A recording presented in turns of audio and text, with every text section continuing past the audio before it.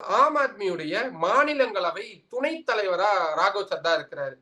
இப்படி இருக்கக்கூடிய ஒரு ஆளை என்ன பண்ண முடியும்? அதனால மாத்திட்டு மிட்டல் அப்படின்ற ஒருத்தருக்கு மாத்தி குடுக்குறாங்க. இதெல்லாம் ஏன் இவ்வளவு டீட்டெயிலா சொல்றேன்றத நான் முடிக்கிறப்போ உங்களுக்கு ரொம்ப சுவாரஸ்யமா இருக்கும். அந்த மிட்டல் அப்படின்றவருக்கு மாத்தி குடுக்குறாங்க. ஆச்சா, ஏற்கனவே சுவாதி மாலிவால் அப்படின்னு ஒருத்தவங்க இருந்தாங்க. அவங்க யாருன்னே தெரியாதவங்களா இருந்தாங்க. டெல்லியுடைய விமென்ஸ் கமிஷனுடைய தலைவரா அரவிந்த் கெஜ்ரிவால் தான் அந்த அம்மாவை போடுறாங்க. அதுக்கப்புறமா அந்த அம்மா நிறைய இடங்களுக்கு போறது, பிரச்சாரம் பண்றது, பிஆர் ஒர்க் பண்றது, சோசியல் மீடியால பயங்கர வைரல் ஆகுறதுன்னு ஆன உடனே அவங்களுக்கு ராஜ்யசபா சீட் அப்படின்றத கொடுத்துட்றாங்க. சீட்டு வாங்கின உடனே அவங்களுடைய கலர் அப்படியே சேஞ்ச் ஆகுது. கொஞ்சம் அப்படியே பாஜக ஆதரவு நிலைப்பாடு அப்படின்றது எடுக்க ஆரம்பிக்கிறாங்க. தகராறாகுது. அவங்க ஒதுங்கி இருக்கிறாங்க.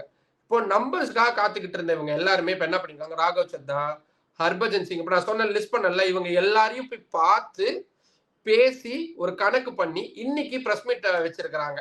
என்னன்னு, நாங்க வந்து தெரியாம ஆம் ஆத்மியில இருந்துட்டோம். நாங்கெல்லாம் ஆம் ஆத்மி கட்சிக்கு எங்களுடைய ரத்தத்தை சிந்தி அந்த கட்சியை வளர்த்தோம்.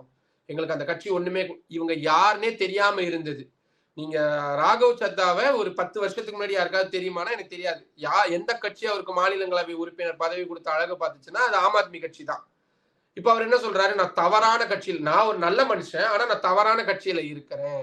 அதாவது இவங்க தலைவரை ஜெயிலுக்கு அனுப்பினவங்க, பொய்யான வழக்கு போட்டு ஜெயிலுக்கு அனுப்பினவங்க இப்ப பாஜக நல்ல கட்சியா போய் பாஜக சேர போறேன்ட்டாரு. இதுல இன்னொரு கூத்து என்ன தெரியுமா, நான் இன்னொரு பேர் சொன்னேன்ல, மிட்டல்னு ஒரு பேரு. அந்த மிட்டலை தான் அரவிந்த் கெஜ்ரிவால் வந்து ராகவ் சத்தாவை நீக்கினதுக்கு அப்புறமா அவருக்கு பதிலா துணை தலைவரா மாநிலங்களவைக்கு போட்டிருந்தாங்க, ராஜ்யசபாவுக்கு. அப்படி போட்டு உடனே நம்பவே மாட்டீங்க பிலிவர், அப்படி போட்ட அடுத்த சில மணி நேரங்கள்ல அமலாக்கத்துறை போயிட்டாங்க. யார் வீட்டுக்கு? மிட்டல் வீட்டுக்கு. இந்த ஆள் வந்து இது பண்ணியிருக்கிற, அப்படி சட்டவிரோத பண பரிமாற்றம் பண்ணியிருக்காருன்னு அமலாக்கத்துறை சோதனை நடத்துறாங்க. நம்பாட்டி கூகுள் பண்ணி பாருங்க. அந்த மிட்டல் தான் இப்ப நம்ம பேசிக்கிட்டு இருக்க இந்த நேரம் பாஜக ஹெட் குவார்டர்ஸுக்கு போயிருக்காங்க, பாஜகவில் சேர போறாங்க. அப்படின்னா இது என்னத்தை காட்டுது? இப்போ மிட்டல் அவர்கள் தூய்மையானவர் ஆயிட்டாரு, அவர் மேல எந்த இதுவும் இல்ல, அமலாக்கத்துறை கேஸ் இது பண்ண போறாங்க. சரி, இதெல்லாம் எதுக்கு பண்றாங்கன்னு பார்த்தா, அடுத்த வருஷம் பஞ்சாப் மாநிலத்துல சட்டமன்ற தேர்தல் அப்படின்றது நடக்க போகுது. மக்கள் ஓட்டு போட மாட்டேன்றாங்க. ஆனா மக்கள் போடாட்டி போகுது, சட்டமன்ற உறுப்பினர்களை வாங்கிடுவோம். மக்களை வாங்குறதானே கஷ்டம், மக்களை போய் பார்த்து கேட்டு ஜெயிக்கிறதானே கஷ்டம்.